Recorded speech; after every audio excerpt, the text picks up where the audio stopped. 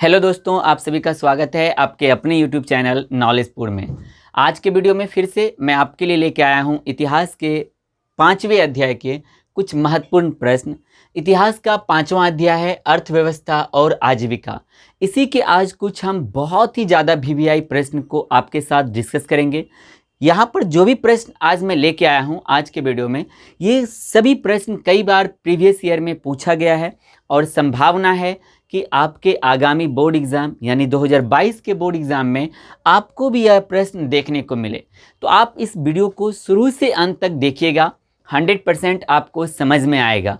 Video पे जो मैंने लिखा है मार्कर थोड़ा चला नहीं है अच्छे से, ऊपर वाला तो कुछ ज़्यादा ही चल गया है और उसके नीचे चला नहीं है, तो हो सकता है आपको साफ दिखाई नहीं दे रहा होगा, लेकिन तब पर भी मैं आपको जो समझाने का प्रयास करूंगा बस वो सुनने का प्रयास कीजिएगा।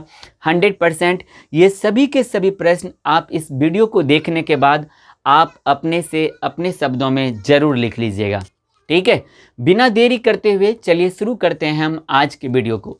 तो हमारा ये चैप्टर कौन सा है तो याद रखना है, चैप्टर 5वां है और चैप्टर 5वां है हमारा अर्थव्यवस्था और आजीविका। तो हम लोग इतिहास के अभी प्रश्न उत्तर को सॉल्व कर रहे हैं, ठीक है। तो हमारा आज का पहला प्रश्न है कि बुजुर्वा वर्ग की उत्पत्ति कैसे हुई। बुजुर्वा वर्ग की उत्पत्ति कैसे हुई, ये इतिहास का एक ऐसा प्रश्न है जो कई बार पूछा गया है बोर्ड एग्जाम में। तो देखिए, औद्योगिकरण के दौरान ब्रिटेन की सहायता से भारत के उद्योग में पूंजी लगाने वाले उद्योगपति भी पूंजीपति बन गए। तो सबसे पहला प्रश्न ऑब्जेक्टिव में यही बनता है कि औद्योगिकरण की शुरुआत सबसे पहले किस देश में हुई। तो आप क्या बोलोगे, औद्योगिकरण की शुरुआत किस देश में हुई सबसे पहले? तो औद्योगिकरण की शुरुआत सबसे पहले ब्रिटेन में हुई। और औद्योगिकरण के दौर में ब्रिटेन का प्रतिद्वंदी कौन था? तो वो जर्मनी था। इसको भी आपको ध्यान में रखना है। तो चलिए हम अपने प्रश्न पे आते हैं।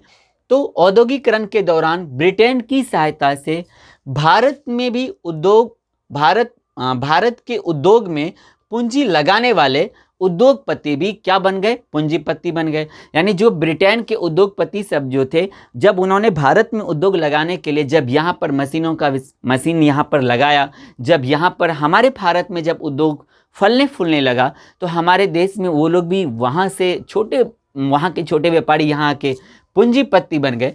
तो इसके बाद समाज में जो है ना 3 वर्गों का उदय हो गया। मतलब हमारा समाज 3 वर्गों में बट गया। पहला था हमारा पूंजीपति वर्ग, दूसरा हमारा बुजुर्वा वर्ग, और याद रखिए बुजुर्वा वर्ग को ही मध्यम वर्ग भी कहा जाता है, और तीसरा कौन था?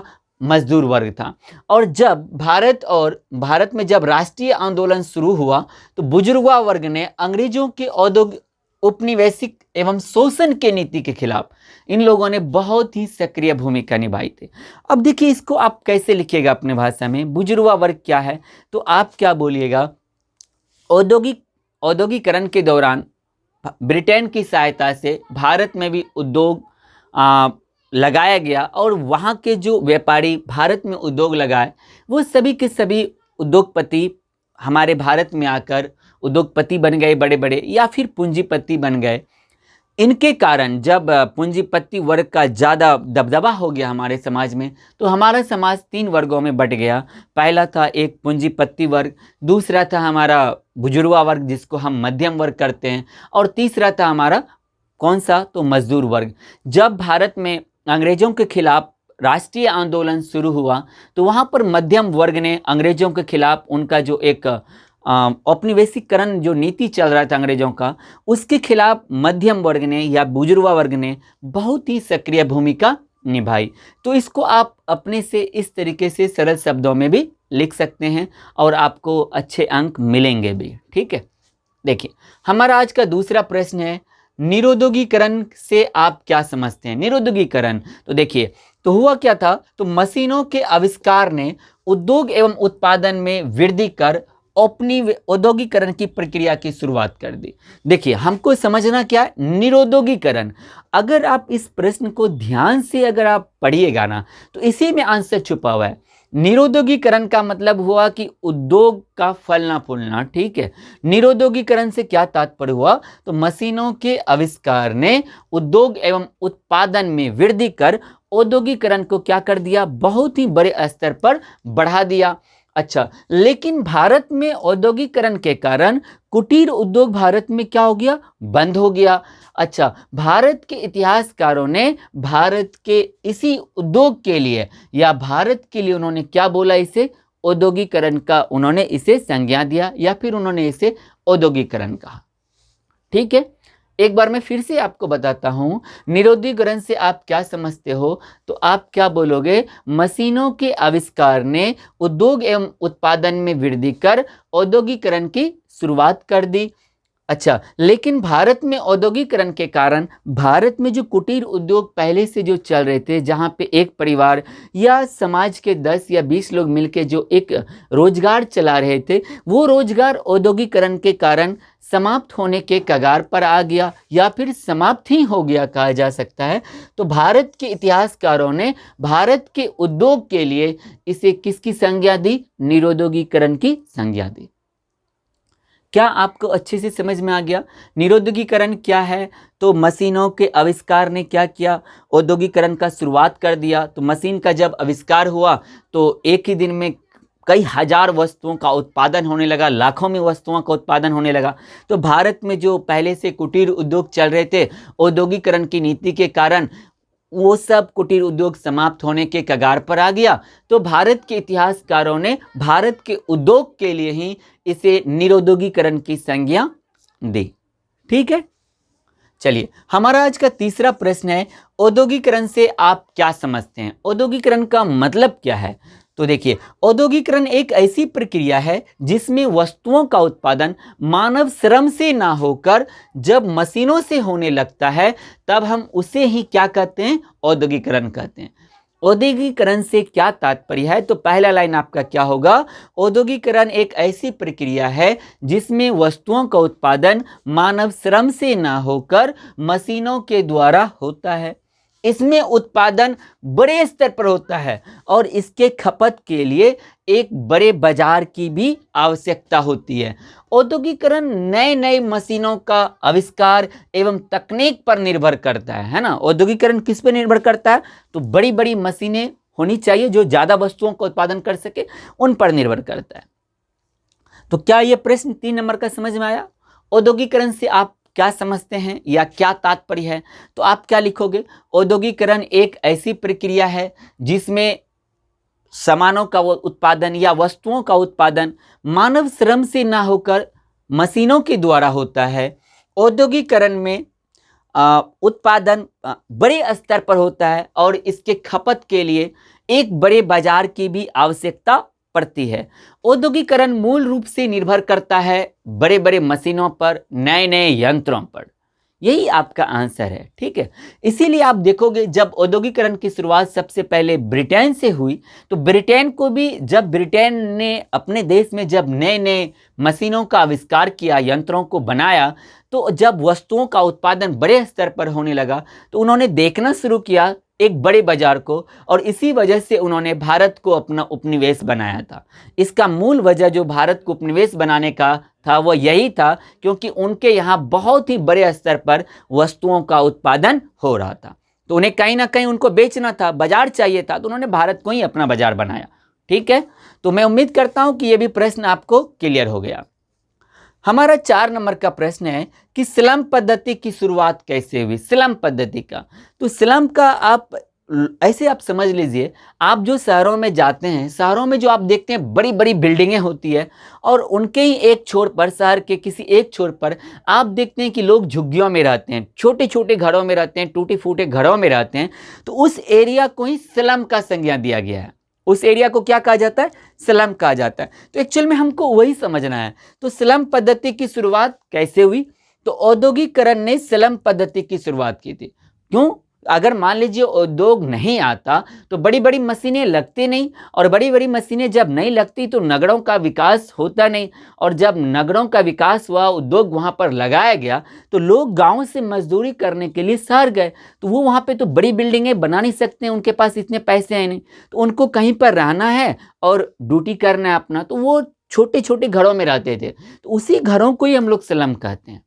ठीक है, तो स्लम पद्धति की शुरुआत कैसे हुई? तो औद्योगिकरण ने किसकी शुरुआत की? स्लम पद्धति की शुरुआत की। तो मजदूर शहरों में छोटे छोटे घरों में जहां किसी भी तरह की सुख सुविधाएं नहीं होती थी, वो लोग वहीं रहते थे। अच्छा, पूंजीपति वर्ग के द्वारा हमेशा उनके अधिकारों का हनन होता था। किसके अधिकारों का? मजदूरों का, जो स्लम एरिया में रहते थे। पूंजीपति वर्ग के द्वारा हमेशा उनके अधिकारों का हनन होता था, इसलिए उन्होंने अपना संगठन बनाकर पूंजीपतियों के खिलाफ क्या शुरू कर दिया? संघर्ष शुरू कर दिया। क्या समझ में आया? स्लम पद्धति क्या है? तो स्लम